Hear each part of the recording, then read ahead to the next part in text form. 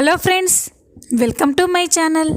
Friends, మీకు మా video నచ్చినట్లయితే వీడియోని లైక్ చేయండి, అలాగే ఛానల్ని సబ్స్క్రైబ్ చేసుకోండి.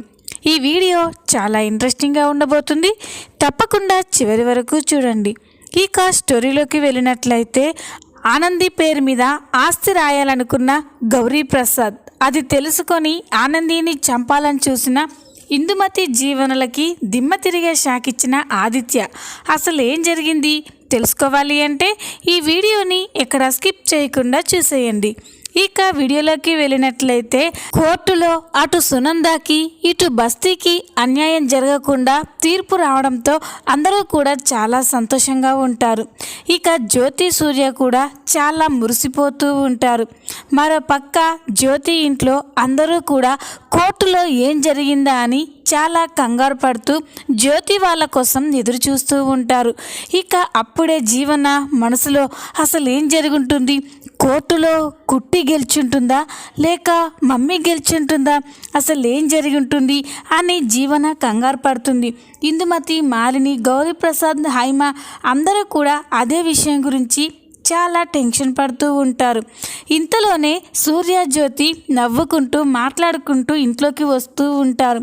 వాళ్ళని అలా చూసి జీవన చాలా సంతోషపడుతూ, మమ్మీ వాళ్ళు ఇంత సంతోషంగా ఉన్నారు అంటే మమ్మీయే కోర్టులో కేసు గెలిచి ఉంటుంది, ఆ కుట్టి ఓడిపోయి ఉంటుంది అని ఎక్సైట్ అయిపోయి ఇక వెంటనే జ్యోతి వాళ్ళ దగ్గరికి పరిగెత్తుకుంటూ వెళ్ళి, మామ్, కోర్టులో కేసు మీరే గెలిచారు కదా, ఆ కుట్టి మీ చేతిలో ఓడిపోయింది కదా, నాకు తెలుసు మామ్, తనెంత నీ ముందు తను ఓడిపోవలసిందే అని జీవన మాట్లాడుతూ ఉంటే ఇక జ్యోతి, సూర్య షాక్ అయిపోయి ఆశ్చర్యంగా చూస్తూ ఉంటారు. అప్పుడే జీవన అందరితో, చూసావా తాతయ్య, చూసావా గ్రాని, ఆ కుట్టి మమ్మీ చేతిలో ఓడిపోయింది అని జీవన అంటూ ఉంటుంది. అప్పుడే జ్యోతి, జీవన ఎవరు చెప్పారు కుట్టి ఓడిపోయింది అని చెప్పగానే ఇక జీవన షాక్ అయిపోతుంది. జీవనే కాదు, ఇంట్లో అందరూ కూడా షాక్ అయిపోయి చూస్తూ ఉంటారు. అప్పుడే గౌరీప్రసాద్, అంటే ఏంటమ్మా, కోర్టులో నువ్వు ఓడిపోయావా అని అంటాడు. అప్పుడు జ్యోతి, లేదు మామయ్య గారు, కోర్టులో అటు కుట్టి ఇటు నేను ఎవ్వరం ఓడిపోలేదు, ఇద్దరం గెలిచాం, ఇద్దరికి సమాన న్యాయం జరిగింది అని జ్యోతి చెప్పగానే అందరూ కూడా షాక్ అయిపోతారు. అప్పుడే జీవన, ఏంటి మామ్, ఏమంటున్నారు మీరు, అటు సమాన న్యాయం జరగడం ఏంటి, అటు ఫ్యాక్టరీ కడితే సింహాద్వీప్ వాళ్ళ బస్తీకి అన్యాయం జరుగుతుంది, ఫ్యాక్టరీ వద్దని చెప్తే ఆ సునంద గారికి అన్యాయం జరుగుతుంది, అలా కాకుండా ఇద్దరికీ సమన్యాయం ఎలా జరుగుతుంది అని జీవన అడుగుతుంది. అప్పుడు సూర్య అన్ని విషయాలు కూడా వాళ్ళందరికీ వివరిస్తారు. ఇక కుట్టి చేసిన తెలివికి ఆదిత్య పెద్ద మనసుని చూసి అందరూ కూడా చాలా సంతోషపడతారు. ఇక అప్పుడే గౌరీప్రసాద్, అమ్మయ్య, పెద్ద గండం గడిచింది, ఎక్కడ ఈ కోర్టు విషయం చాలా పెద్దదవుతుందో, వాళ్ళకి మనకి మధ్య విభేదాలు వస్తాయో అని చాలా కంగారు పడ్డాను. ఇప్పుడు నాకు అలాంటి టెన్షన్ ఏమీ లేదు హైమ, ఇక తొందరలోనే మన ఆస్తిని మన ఇద్దరి మనవరాళ్ళకి సమానంగా రిజిస్ట్రేషన్ చేద్దాం అని గౌరీప్రసాద్ చెప్పగానే ఇక జీవన, ఇందుమతి, మాలిని ఒక్కసారిగా షాక్ అయిపోతారు. ఇక హైమ, సూర్య, జ్యోతి సరే నాన్న అని అందరూ కూడా అందుకు ఒప్పుకుంటారు. ఇక జీవన, ఇందుమతి మాత్రం చాలా కోపంగా చూస్తూ ఉంటారు. ఇంతలోనే రాత్రి అవుతుంది. జీవన తన గదిలోనే ఉండి ఆనంది గురించే ఆలోచిస్తూ ఉంటుంది. ఆ కుట్టిని నేను ఎంతలా దెబ్బ కొట్టాలి అన్నా కూడా అది అస్సలు కుదరడం లేదు. కాక ఇప్పుడు మళ్ళీ తాతయ్య దాని పేరు మీద నాకు దానికి సమానంగా ఆస్తి రాస్తానంటున్నాడు. ఇప్పుడు ఏం చేయాలి, నాకు దానికి ఆస్తి సమానంగా రాస్తే ఇక నేను ఈ ఇంటి వారసురాలుగా ఉండి ఏంటి ప్రయోజనం, అందరూ కూడా కుట్టినే ప్రేమగా చూసుకుంటున్నారు, నా ఒక్కదానికి దక్కాల్సిన ఈ ఆస్తి ఆ కుట్టి కూడా చెందుతుంది, అలా జరగడానికి వీల్లేదు, ఏం చేయాలి అని జీవన చాలా ఆలోచిస్తూ ఉంటుంది. అప్పుడే అటుగా వెళ్తున్న ఇందుమతి జీవనం చూసి, ఏంటి ఇది ఇంకా నిద్రపోకుండా ఆలోచిస్తుంది, నాలాగే ఆ కుట్టికి ఆస్తి రాస్తున్నారని దీనికి నిద్ర పట్టడం లేదా, అడుగుదాం అని ఇందుమతి జీవన దగ్గరికి వెళ్తుంది. ఇక జీవనతో, ఏంటి జీవన ఇంకా నిద్రపోకుండా ఏం ఆలోచిస్తున్నావు అని అడుగుతుంది. అప్పుడు జీవన ఏంటి గ్రాని ఎలా నిద్ర పడుతుంది, ఆ కుట్టికి కూడా నాతో పాటు సమానంగా ఆస్తి రాస్తాను అని ఇంట్లో వాళ్ళు అంటున్నారు. అలాంటప్పుడు నేను ఈ ఇంటి వారసురాలనైనట్టు ఎలా అవుతుంది, దాన్ని కూడా నాతో సమానంగా చూసినట్లే కదా అని అంటుంది. అప్పుడు ఇందుమతి దానికి ఆస్తి రాయడం నాకు ఇష్టం లేదు జీవన అని అంటూ ఉంటే అప్పుడు జీవన లేదు చిన్నగ్రాని, ఈ విషయంలో ఏదో ఒకటి చెయ్యాలి, ఆనందికి ఆస్తి దక్కకుండా చేయాలి అని అంటే ఇక ఇందుమతి మనసులో నాకు కూడా అలాగే ఉంది జీవన, ఆస్తి నీకు కూడా కాకుండా అంతా నా కొడుకే దక్కాలని చేస్తున్నాను, కానీ అది అస్సలు కుదరడం లేదు. వాళ్ళు ఇంట్లో ఉన్న నన్ను వదిలిపెట్టి ఎక్కడో ఉన్న ఆ కుట్టికి ఆస్తి రాస్తాను అంటున్నారు, దాన్ని నేను ఎలా ఒప్పుకుంటాను, అస్సలు జరగనివ్వను అని ఆలోచిస్తూ ఉంటే అప్పుడే జీవన ఏంటి చిన్నగ్రాని ఏం ఆలోచిస్తున్నావు, ఏదైనా ఐడియా వచ్చిందా అని అడుగుతుంది. అప్పుడు ఇందుమతి చూడు జీవన, మనం ఎన్ని చేసినా కూడా అక్క బావ మాత్రం ఆ కుట్టికి ఆస్తి రాయడం మానుకోరు. మనం ఎన్ని ఎత్తులేసినా కూడా తిరిగి తిరిగి మళ్ళీ ఆ కుట్టికి ఆస్తి రాస్తాను అంటున్నారు.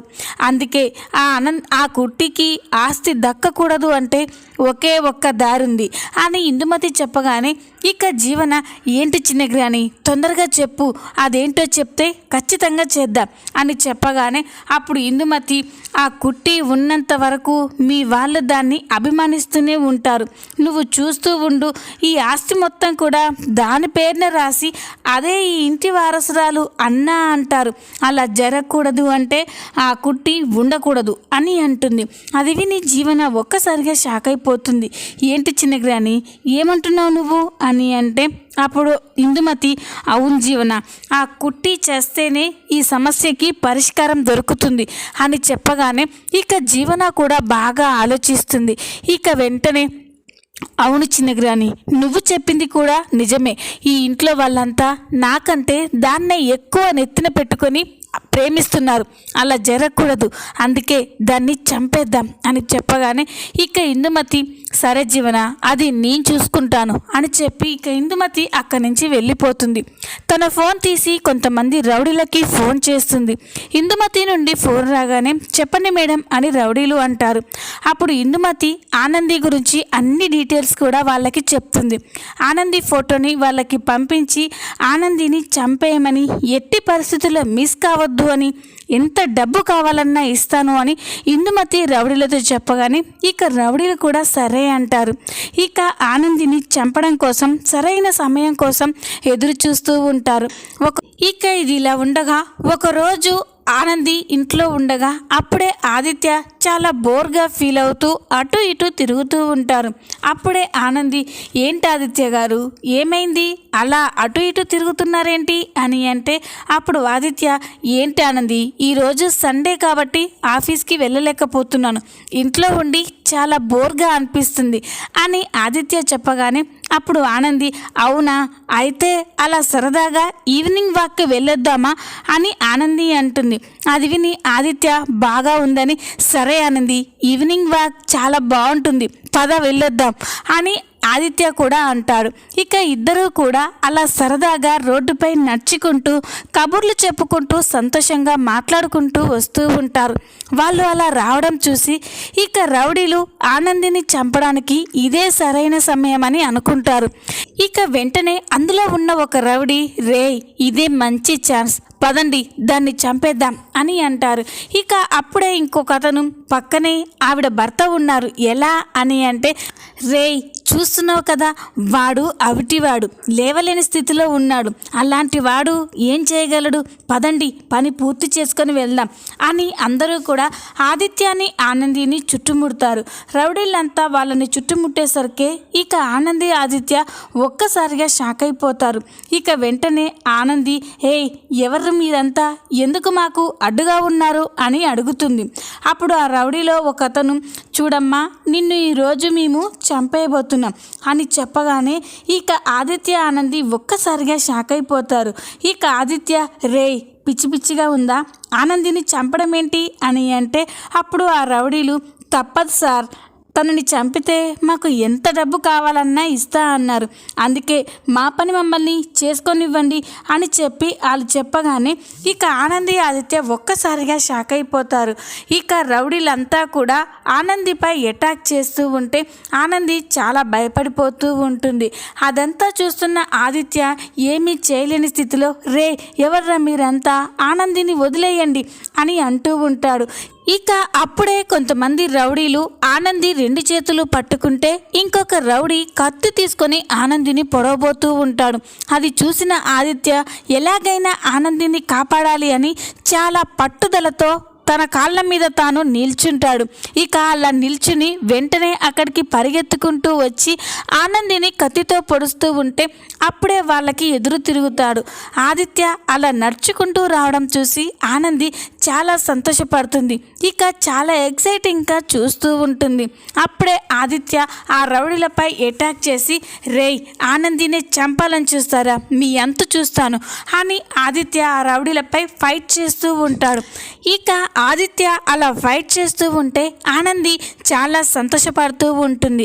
ఇక ఆదిత్య దెబ్బలు తట్టుకోలేక ఆ రౌడీలు అక్కడి నుంచి పారిపోతూ ఉంటారు. అప్పుడే ఆదిత్య అందులో ఉన్న ఒక రౌడీని పట్టుకొని బాగా చిత్తకొడుతూ చెప్పండ్రా ఎవర్రా మీకు ఆనందిని చంపమని డబ్బిచ్చింది, చెప్తావా, నీ ప్రాణాలు తీయమంటావా అని ఆ రౌడీని బాగా కొడుతూ ఉంటాడు. ఆదిత్య దెబ్బలు తట్టుకోలేక ఆ రౌడీ చెప్తాను సార్ చెప్తాను అని అన్ని విషయాలు చెప్తూ ఉంటారు. ఇందుమతి మేడం గారే ఆనంది గారిని చంపమని చెప్పారు. వాళ్ళెవరో ఆనంది పేరు మీద ఆస్తి రాస్తాను అంటున్నారని, ఆ ఆస్తి తనకి దక్కకూడదు అని తనని చంపమని చెప్పారు సార్, అంతే మాకు తెలుసు అని చెప్పి రౌడీలు చెప్పగానే ఇక ఆనంది ఆదిత్య ఒక్కసారిగా షాక్ అయిపోతారు. ఇక ఆనంది ఇందుమతి మేడం గారు నన్ను చంపాలని చూసారా అని చెప్పి ఆనంది అనుకుంటూ ఉంటుంది. ఇక అప్పుడే ఆదిత్య పద ఆనంది అని కోపంగా అంటాడు. ఆదిత్య అలా అనేసరికి ఆనంది ఎక్కడికి ఆదిత్య గారు అని అంటుంది. అప్పుడు ఆదిత్య చెప్తాను పద అని ఆనందిని తీసుకొని నేరుగా జ్యోతి ఇంటికే వెళ్తాడు. ఇక ఆనందిని హాల్లోకి తీసుకెళ్ళి ఇందుమతి ఇందుమతి అని గట్టిగా కోపంగా పిలుస్తూ ఉంటాడు. ఇక ఆ పిలుపు విని అందరూ కూడా హాల్లోకి వస్తారు. జ్యోతి, సూర్య, గౌరీప్రసాద్, హైమ అందరూ కూడా జీవన అందరూ కూడా హాల్లోకి వస్తారు. వాళ్ళంతా హాల్లోకి వచ్చేసరికి ఆదిత్య తన కాళ్ళపై తాను నడుస్తూ ఉండడం, ఆనందిని అక్కడికి తీసుకురావడం చూసి ఒక్కసారిగా ఆశ్చర్యపోతారు. ఇక జ్యోతి, సూర్య, హైమ, గౌరీప్రసాద్ అయితే ఆదిత్యకి కాళ్ళు వచ్చినందుకు చాలా సంతోషపడుతూ ఉంటారు. ఇక వెంటనే జ్యోతి ఆదిత్య నీకు కాళ్ళు వచ్చాయా, నువ్వు నడవగలుగుతున్నావా అని ఎక్సైట్మెంట్గా అడుగుతూ ఉంటే చూడండి నేను మీతో మాట్లాడడానికి రాలేదు, ఇందుమతి గారు ఎక్కడా అని కోపంగా అంటాడు. అప్పుడే ఇందుమతి అక్కడికి రాగానే ఏంటి నాతో మీకేం పని అని ఇందుమతి చాలా పొగరుగా మాట్లాడుతుంది. ఇందుమతి అలా మాట్లాడడం చూసి ఆదిత్యకి చాలా కోపం వస్తుంది. ఎందుకు నా భార్య ఆనందిని చంపించాలని చూశారు అని అడుగుతాడు. అది విని ఇందుమతి ఇంట్లో వాళ్ళంతా కూడా ఒక్కసారిగా షాక్ అయిపోతారు. ఇక ఇందుమతి జీవన అయితే చాలా కంగారు పడుతూ ఆదిత్యకి ఎలా తెలిసిపోయింది అని అనుకుంటూ ఉంటారు. ఇక వెంటనే ఇందుమతి ఏంటి ఏం మాట్లాడుతున్నారు, నేను ఆనందిని చంపించడం ఏంటి నాకు తెలీదు అని కోపంగా మాట్లాడుతూ ఉంటే ఇక ఆదిత్యకి కూడా పట్టరాని కోపం వస్తుంది. వెంటనే కోపంగా ఇందుమతి చెంప పగలగొడతాడు. అది చూసి అందరూ కూడా ఒక్కసారిగా షాక్ అయిపోతారు. ఇక ఆదిత్య ఇందుమతితో చూడు నా భార్య జోలికి ఇంకొకసారి కానీ వస్తే నీ ప్రాణాలు తీస్తాను అని చెప్పి ఇక ఆదిత్య ఇందుమతికి వార్నింగ్ ఇస్తూ ఉంటాడు. అది చూసి అందరూ కూడా స్టన్ అయిపోయి అలాగే నిల్చొని చూస్తూ ఉంటారు. ఈ విధంగా ఆదిత్య ఇందుమతికి బుద్ధి చెప్పబోతున్నాడు. ఈ వీడియో మీకు నచ్చినట్లయితే లైక్ చేయండి.